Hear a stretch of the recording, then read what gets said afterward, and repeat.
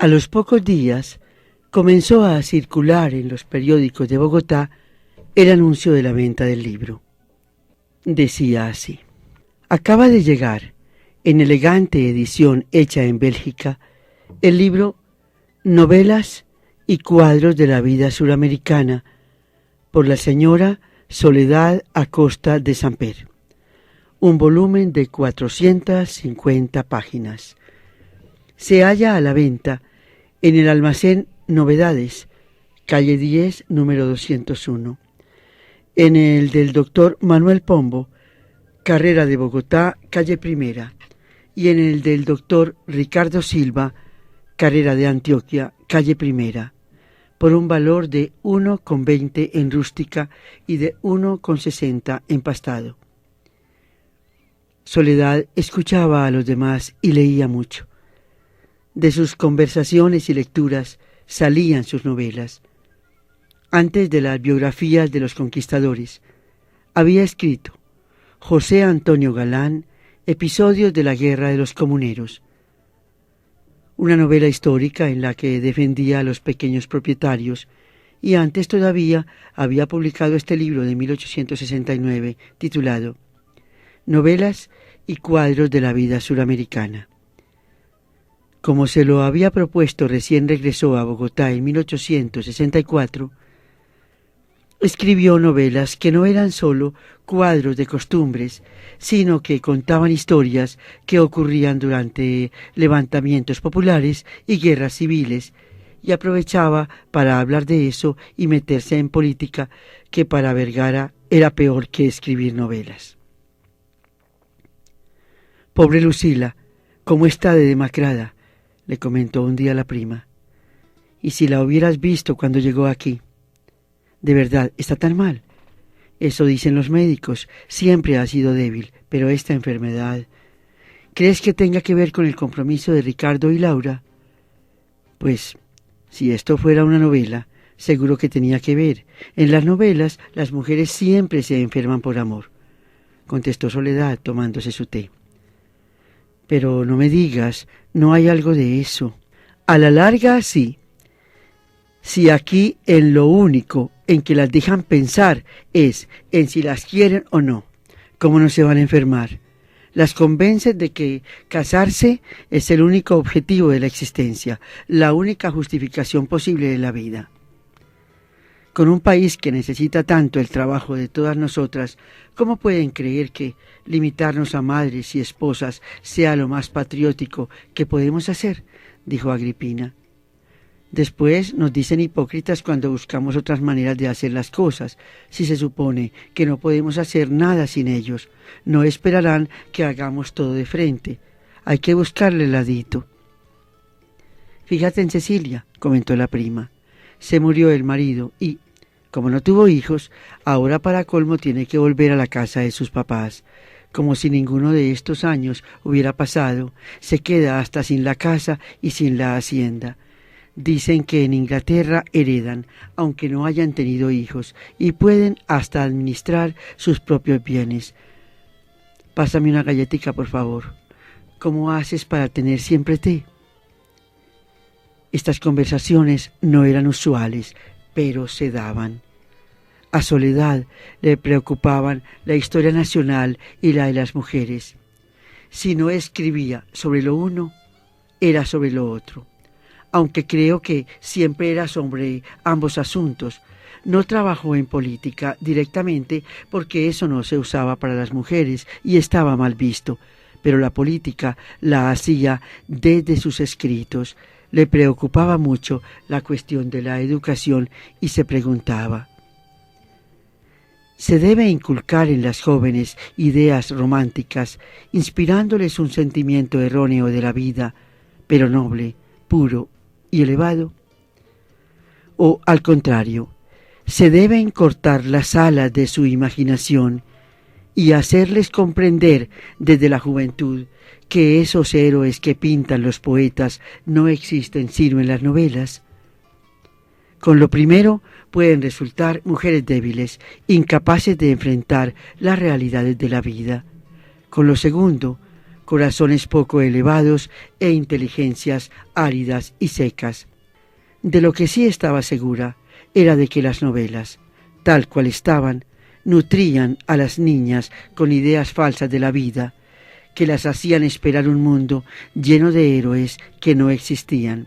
Escribió novelas que les enseñaron a leer con más cuidado, a no creer en todo lo que leían. Novelas en las que hombres y mujeres se contaban historias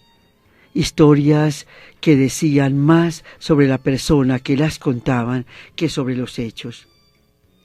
Historias llenas además de la vida cotidiana y de los conflictos reales que debían enfrentar. Eran, sin embargo, novelas que no las llevaban a conformarse con el mundo que tenían delante y que las hacían pensar en otras maneras de hacer las cosas. Escuchamos del maestro Gonzalo Vidal, Mazurca, al piano Teresita Gómez.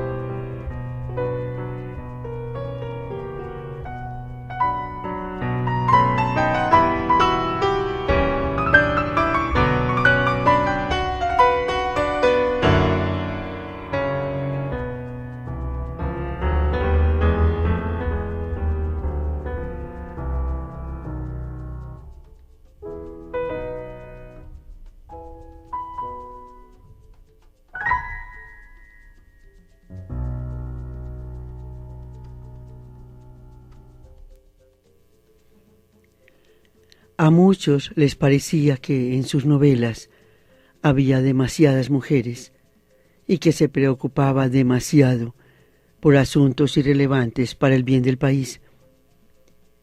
A ella, la situación de las mujeres de su país siempre le pareció un problema político de primer orden.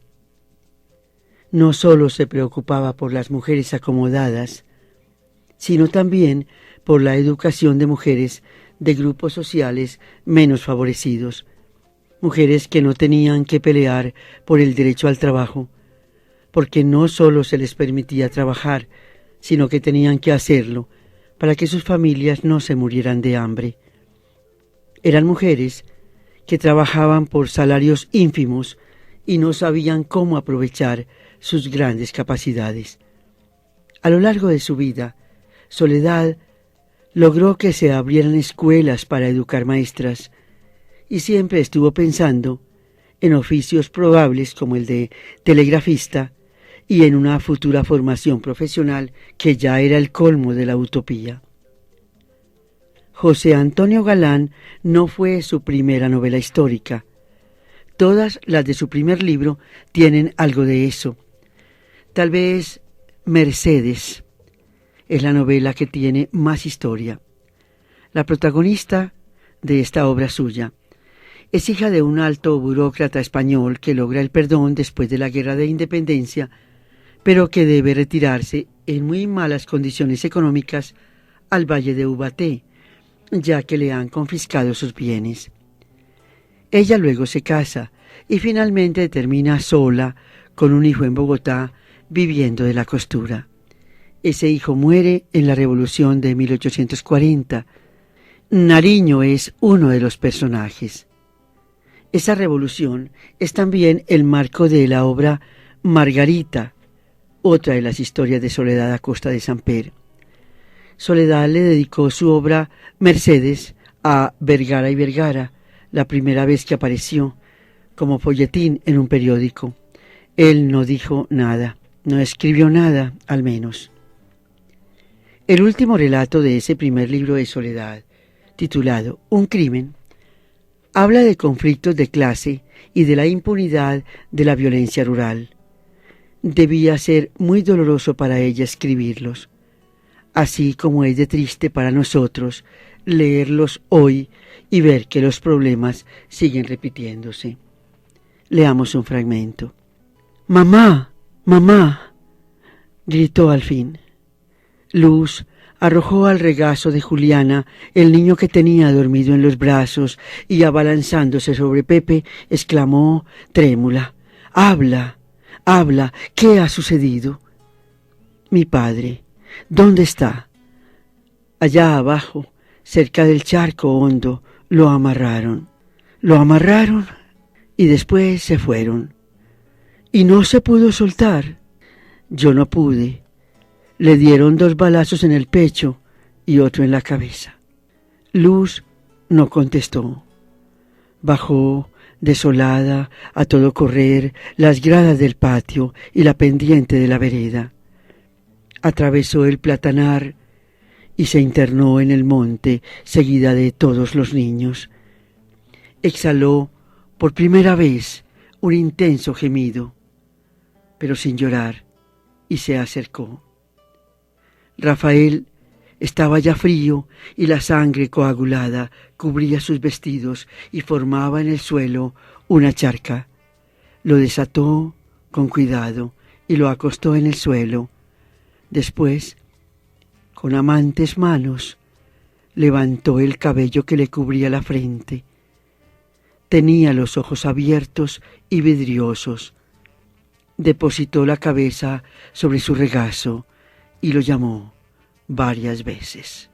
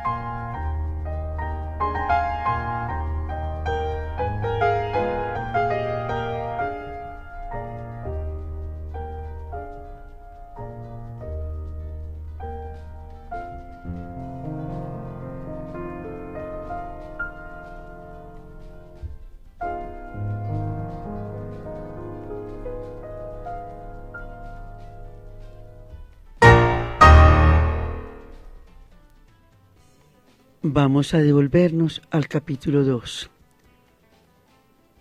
sobre ejércitos y conventos. Regresamos al año de 1854, cuando aún no se habían casado Soledad Acosta y José María Samper. Era abril de 1854, cuando doña Carolina, Soledad y otras muchachas salían del sermón del Viernes Santo a eso de las 10 de la noche. Encontraron a la salida de la catedral un grupo grande de hombres de Ruana que murmuraban en contra de los conservadores y de los liberales radicales, todos amigos de la familia. Eran artesanos que antes habían sido amigos de los radicales, pero que ahora estaban en malos términos. Toda la Semana Santa había estado tensa. La ciudad estaba llena de carteles. Trabajo o muerte. Pan y trabajo o muerte. Los muebles, los paños y trajes de importación libre tenían sin trabajo a los artesanos, nuestros primeros industriales, zapateros, sastres, herreros. Se murmuraba que el general Melo, oficial de la Independencia y comandante del ejército de Cundinamarca, estaba planeando clausurar las sesiones del Congreso. Doña Carolina, la mamá de Soledad, mandó llamar a algunos de los amigos de la casa para contarles que parecía que Melo, el general José María Melo, estaba planeando algo para el lunes siguiente. Pepe era secretario de la Cámara de Representantes. Eso fue por asustarlas, dijo Federico. Yo no creo que vaya a pasar nada. En guerra avisada no muere gente. Y cuando el río suena, piedra lleva, dijo una de las muchachas. En prueba de lo que les digo, mañana, en vez de irme para la finca, me voy a quedar aquí. No sea imprudente, le dijo Carolina. Ni se exponga sin necesidad, añadió Solita preocupada. Piensa en la gente que lo quiere y que lo necesita. ¿A quién le haría falta yo, Solita? Piensa en su mamá, en sus hermanas, contestó distraída mirando hacia el portón de la casa. Pepe estaba entrando en la sala y Federico notó la ternura y la alegría que se habían pintado en los ojos de Soledad. Decidió irse temprano de Bogotá. Tienen razón, nada me detiene aquí y mis negocios no me permiten andarme en quijotadas inoficiosas. ¿Y qué es lo que le pasa?, preguntó Pepe. Carolina le contó y la prima de Soledad le sugirió que se fingiera enfermo para no asistir al Congreso y que se fuera para Ambalema, al menos mientras las cosas se aclaraban un poco. Aunque estuviera muriéndome, contestó, en estos momentos todos debemos rodear nuestra bandera y defender la Constitución. ¿Qué piensa Solita?, le preguntó mirándola. Ella adoraba ya el entusiasmo de esos ojos. A mí me acaba de decir que debo salir de Bogotá cuanto antes, dijo Federico. ¿Lo mismo debo hacer yo? De ninguna manera, contestó ella. Con Federico es diferente porque no tiene compromisos políticos. Dicen que en ese instante a Pepe su Solita le pareció la personificación de la patria. Tal vez ya había visto el cuadro de Delacroix en Grabados. Ese cuadro iba a salir otra vez en el último capítulo de El siglo de las luces, la obra del cubano Alejo Carpentier. Un siglo después, a propósito de otra mujer, Sofía, la más amada. Pepe y Solita no intervinieron más en la conversación, y los otros discutieron sobre lo que debía hacerse sin acabar de decidirse. Tal vez convenía no salir a la calle, al menos. Se fueron como a las 12. Toda la noche se oyeron vidrios rotos y gritos de ¡Viva Melo! El domingo por la noche, las familias se encerraron en sus casas, se trancaron y guardaron bajo llave. Las despertaron los cañonazos.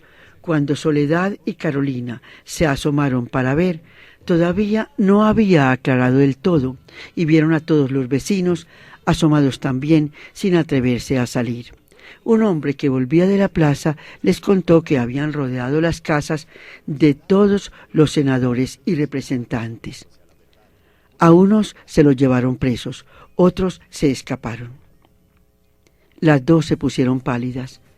Como vivían al lado del Palacio Presidencial, vieron, asomado a la ventana, a uno de los secretarios del presidente Obando. ¿Es que ya estalló la revolución?, le preguntaron.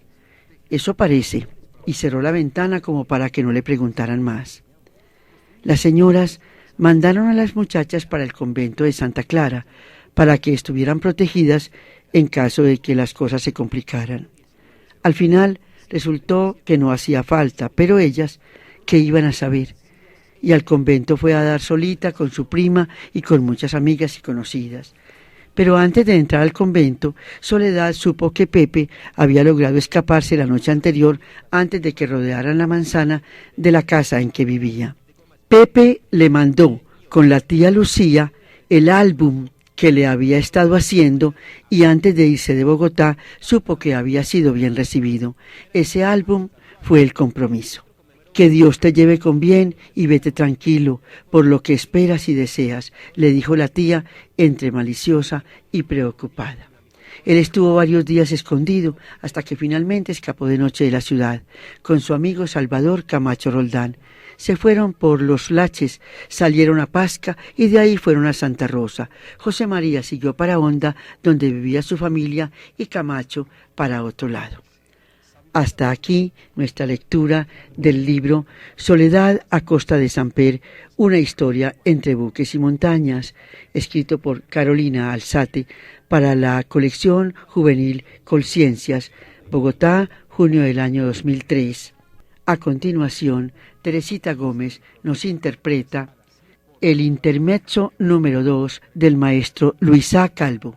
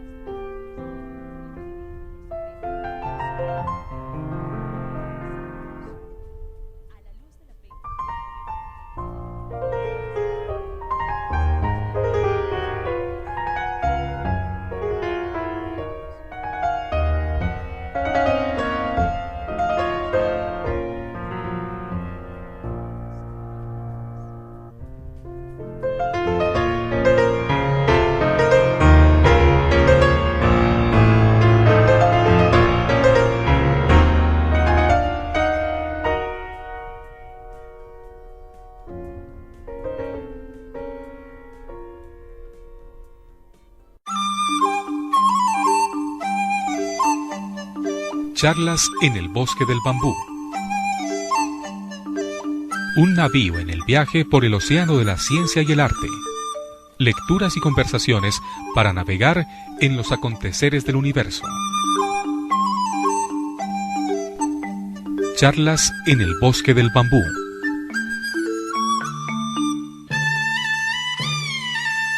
Con Marga López Díaz.